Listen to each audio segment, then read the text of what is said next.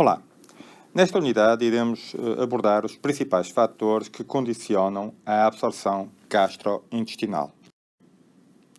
Assim, no final desta unidade, pretendemos que consigam descrever a importância da lipofilia, do pH, do conteúdo alimentar e da motilidade intestinal na absorção gastrointestinal. Comecemos com um exemplo da lipofilia. A lipofilia condiciona a absorção por difusão passiva. Na realidade, sabe-se que, de uma forma geral, quanto maior a lipofilia, maior será a absorção por esse mecanismo. Esta tabela coloca em evidência esse aspecto. Na realidade, podemos verificar que compostos com maior coeficiente de partilha têm geralmente uma maior percentagem de absorção. É exemplo daquilo que ocorre com o tiopental. Um composto com coeficiente de partilha na ordem dos 100 tem uma percentagem de absorção na ordem dos 67%. Já o manitol, que tem um coeficiente de partilha muito reduzido, terá também uma percentagem de absorção muito reduzida. Assim, de uma forma geral, pode-se dizer que quanto maior o coeficiente de partilha, maior será a percentagem de absorção. Vamos agora verificar a importância do pH. A absorção gastrointestinal pode ocorrer essencialmente em dois órgãos, no estômago e no intestino. Verificamos que o pH em ambos os órgãos é diferenciado. O intestino tem vários mecanismos de absorção. Pode ter o transporte facilitado, como ocorre para a glucose, o sódio, aminoácidos, o transporte ativo, muito importante para o cálcio, o ferro e também para alguns tóxicos, como por exemplo o chumbo, e nomeadamente até o paraquato, e também pode ter a fagocitose, que por isso permite a absorção de toxinas, como a toxina botulínica. No entanto, o pH é bastante importante para a difusão passiva, que ocorre no caso dos ácidos e das bases fracas a nível intestinal. Já no estômago, a absorção é essencialmente por difusão passiva e ocorre para os ácidos fracos. Vamos tentar verificar de que modo é que o pH condiciona esta absorção. Temos aqui o exemplo de que pode ocorrer para um ácido e para uma base. A nível intestinal, com um pH na ordem dos 6, há um equilíbrio constante nestes compostos que é condicionado pelas suas características ácidas ou básicas. Assim, um pH de 6, verificamos que este ácido tem uma maior percentagem na sua forma ionizada. Porquê? Porque neste pH há maior tendência no equilíbrio se deslocar exatamente neste sentido de ionização deste ácido carboxílico. Já no caso das bases, irá ocorrer que a sua forma não ionizada vai prevalecer no nível intestinal. Portanto, será a forma lipossolúvel que fica em maior concentração relativamente à forma ionizada. Sabendo que este equilíbrio é determinante para a lipofilia da sua forma presente a nível intestinal, podemos prever qual é a capacidade que o composto tem de atravessar a membrana. Ou seja, a sua forma lipófila é aquela que atravessa mais facilmente a membrana.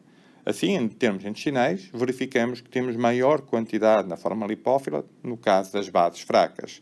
E as bases fracas atravessam a membrana com maior facilidade a nível intestinal do que os ácidos, na medida em que eles estão em menor quantidade a nível intestinal. No entanto, na corrente sanguínea, o pH vai influenciar também na ionização da molécula ou não. Assim, verificamos que, no caso dos ácidos, a pH 7, estes ácidos têm maior tendência a ionizar, sendo que os compostos ficam na forma hidrossolúvel, facilmente solúveis no sangue e retirados do local. Isso é bastante importante para que possa ocorrer um gradiente de concentração em empurrar os compostos para o sangue.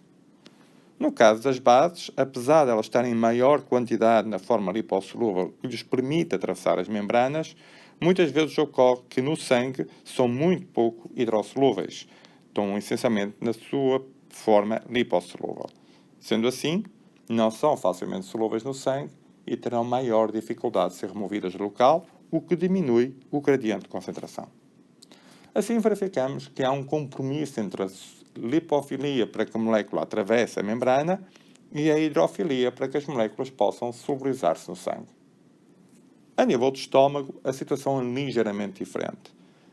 Como temos um pH muito ácido, as bases praticamente não estão presentes na sua forma lipossolúvel, estão somente na sua forma hidrossolúvel, ou seja, na forma ionizada, e por isso têm muito pouca capacidade para atravessar as membranas.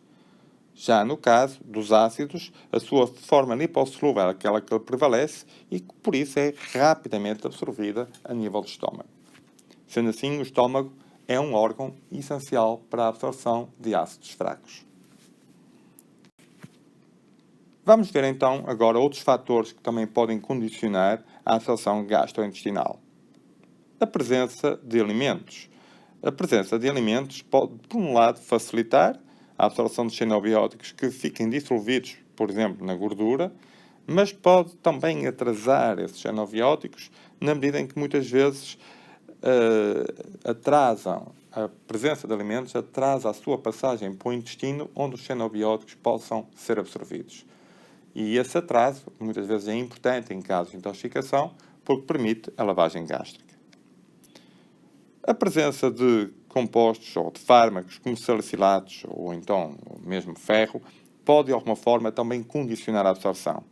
Por um processo relativamente idêntico àquilo que ocorre com os alimentos. Atrasa a passagem dos compostos para o intestino porque provoca espasmos no músculo pilórico, no músculo que separa o estômago do duodeno.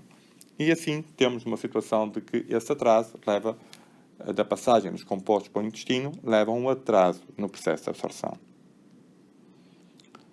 Os compostos, como os fármacos tricíclicos antidepressivos, têm também a possibilidade de alguma forma atrasar os processos de absorção, o que pode ser determinante em intoxicações, na medida em que diminuem a motilidade intestinal.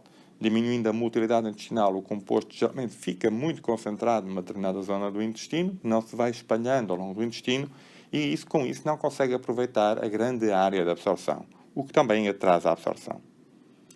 A presença de agentes purgantes, por outro lado, pode levar a que o composto percorra tão rapidamente o trato gastrointestinal que acabe por não ser absorvido. O caso do etanol é um caso interessante. O etanol é geralmente facilitada a sua absorção na ausência de alimentos no estômago, na medida em que é logo aí absorvido, e também porque também a ausência de alimentos leva a que o composto seja rapidamente transferido para o intestino.